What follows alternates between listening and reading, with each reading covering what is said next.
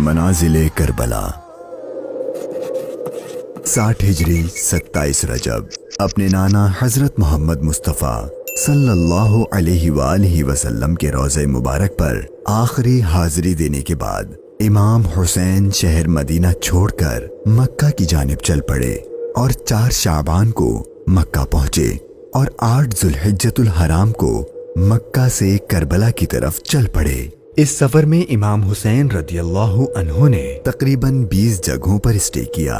ان میں سے چند مقامات جہاں کوئی واقعہ پیش آیا وہ مقامات ہم آپ کو دکھائیں گے۔ پہلی ڈیسٹینیشن بستان ابن عامر کراس کرنے کے بعد جب امام حسین رضی اللہ عنہ دوسری منزل صفاح پر پہنچے کی ملاقات عربی کے ایک مشہور شاعر فرزدق سے ہوئی جو بائی چانس کوفہ سے ہی آ رہا تھا۔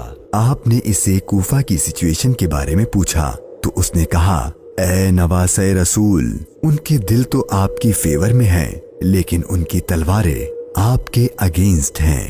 امام رسٹے ذات عرق نامی سنسان اور ویران جگہ پر ایک شخص بشیر بن غالب نے امام حسین کے قافلے والوں کو ٹینٹس لگاتے دیکھا تو وہ بڑا حیران ہوا۔ پھر اس نے آ کر امام حسین سے ملاقات کی تو دوران گفتگو امام حسین نے اسے اپنے سفر کا مقصد بتایا اور ساتھ اپنی شہادت کی خبر بھی دی۔ امام حسین کا حاجز تھا۔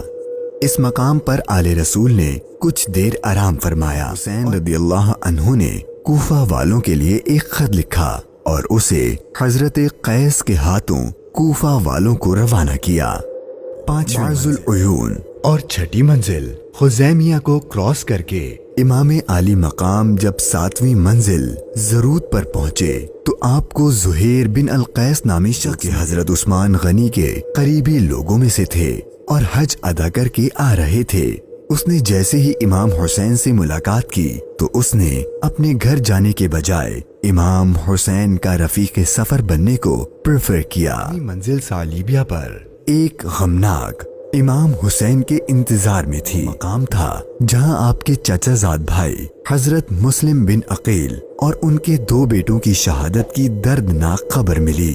اس پر آپ نے خطبہ ارشاد فرمایا اور حالات کی سنگینی سے قافلے والوں کو آگاہ کر دیا تاکہ کوئی جانا چاہے تو چلا جائے، لیکن آپ کے ساتھ سفر شروع کرنے والوں میں سے کسی نے پیٹ نہ پھیری۔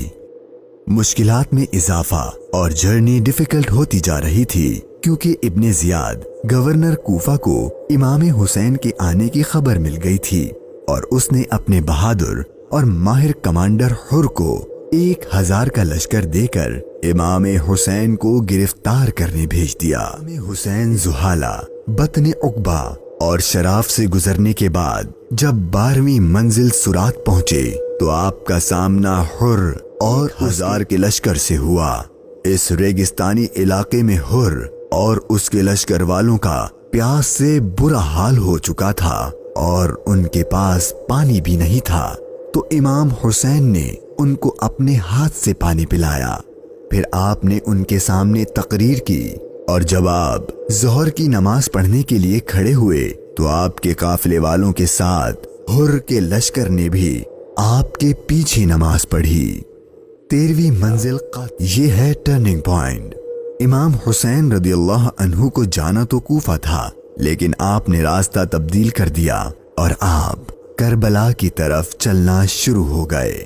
امام حسین اپنی منزل شہادت کی طرف سفر کرتے ہوئے مغیثہ، عزیب الحجانات، بیدہ اور ذو حسم کے بعد جب 18ویں منزل قصر بنی مقاتل پر پہنچے تو شام ہو چکی تھی۔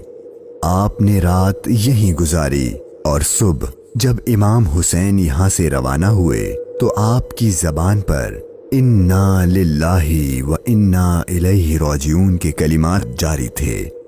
آپ کے بیٹے علی اکبر نے آپ سے یہ کلمات پڑھنے کی وجہ پوچھی تو آپ نے فرمایا کہ بیٹا، میں نے ابھی خواب دیکھا ہے اور اس میں ہمیں شہادت کی خبر دی گئی ہے۔ تو آپ کے شہزادے نے پوچھا کہ اے بابا جان، کیا ہم حق پر نہیں ہیں؟